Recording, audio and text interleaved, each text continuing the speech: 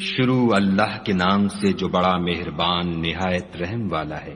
تارے کی قسم جب غائب ہونے لگے کہ تمہارے رفیق محمد صلی اللہ علیہ وآلہ وسلم نہ رستہ بھولے ہیں نہ بھٹکے اور نہ خواہش نفس سے منہ سے بات نکالتے ہیں۔ یہ قرآن تو حکم خدا ہے جو ان کی طرف بھیجا جاتا ہے۔ ان کو نہایت قوت والے نے سکھایا، یعنی جبرائیل طاقتور نے۔ پھر وہ پورے نظر آئے اور وہ آسمان کے اونچے کنارے میں تھے، پھر قریب ہوئے اور آگے بڑھے تو 2 کمان کے فاصلے پر یا اس سے بھی کم۔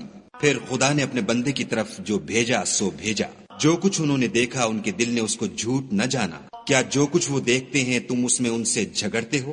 اور انہوں نے اس کو ایک اور بار بھی دیکھا ہے، پرلی حد کی بیری کے پاس، اسی کے پاس رہنے کی بہشت ہے، جبکہ اس بیری پر چھا رہا تھا جو چھا رہا تھا۔ ان کی آنکھ نہ تو اور طرف مائل ہوئی اور نہ حد سے آگے بڑھی۔ انہوں نے اپنے پروردگار کی قدرت کی کتنی ہی بڑی بڑی نشانیاں دیکھیں۔ بھلا تم لوگوں نے لات اور عزا کو دیکھا اور تیسرے منات کو کہ یہ بت کہیں خدا ہو سکتے ہیں؟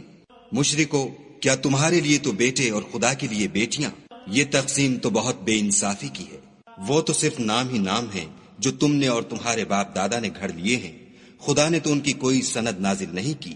یہ لوگ محض ظن فاسد اور خواہشات نفس کے پیچھے چل رہے ہیں، حالانکہ ان کے پروردگار کی طرف سے ان کے پاس ہدایت آ چکی ہے۔ کیا جس چیز کی انسان آرزو کرتا ہے وہ اسے ضرور ملتی ہے؟ آخرت اور دنیا تو خدا ہی کے ہاتھ میں ہے، اور آسمانوں میں بہت سے فرشتے ہیں جن کی سفارش کچھ بھی فائدہ نہیں دیتی مگر اس وقت کہ خدا جس کے لیے چاہے اجازت بخشے اور سفارش پسند کرے۔ جو لوگ آخرت پر ایمان نہیں لاتے وہ فرشتوں کو خدا کی لڑکیوں کے نام سے موسوم کرتے ہیں، حالانکہ ان کو اس کی کچھ خبر نہیں۔ وہ صرف ظن پر چلتے ہیں اور ظن یقین کے مقابلے میں کچھ کام نہیں آتا۔ تو جو ہماری یاد سے روگردانی کرے اور صرف دنیا ہی کی زندگی کا خواہاں ہو اس سے تم بھی منہ پھیر لو۔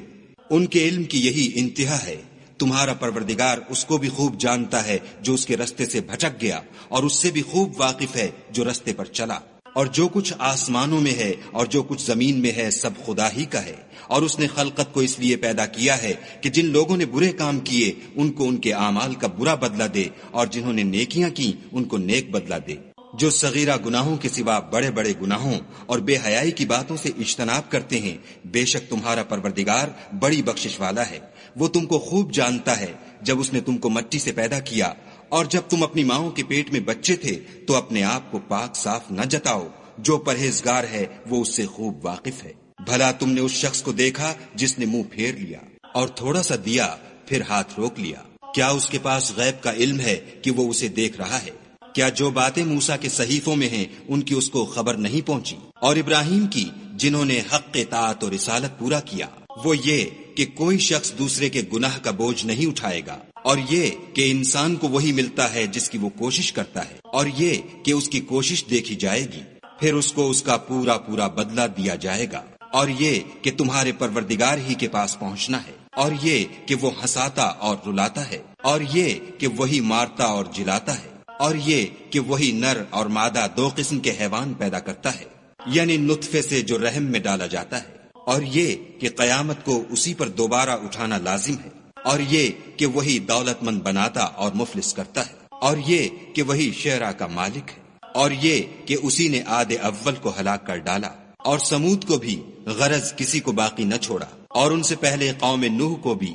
کچھ شک نہیں کہ وہ لوگ بڑے ہی ظالم اور بڑے ہی سرکش تھے، اور اسی نے الٹی ہوئی بستیوں کو دے پٹکا، پھر ان پر چھایا جو چھایا۔ تو اے انسان، تو اپنے پروردگار کی کون کون سی نعمت پر جھگڑے گا؟ یہ محمد صلی اللہ علیہ وآلہ وسلم بھی اگلے ڈر سنانے والوں میں سے ایک ڈر سنانے والے ہیں۔ آنے والی یعنی قیامت قریب آ پہنچی، اس دن کی تکلیفوں کو خدا کے سوا کوئی دور نہیں کر سکے گا۔ اے منکرین خدا، کیا تم اس کلام سے تعجب کرتے ہو اور ہنستے ہو اور روتے نہیں، اور تم غفلت میں پڑ رہے ہو؟ تو خدا کے آگے سجدہ کرو اور اسی کی عبادت کرو۔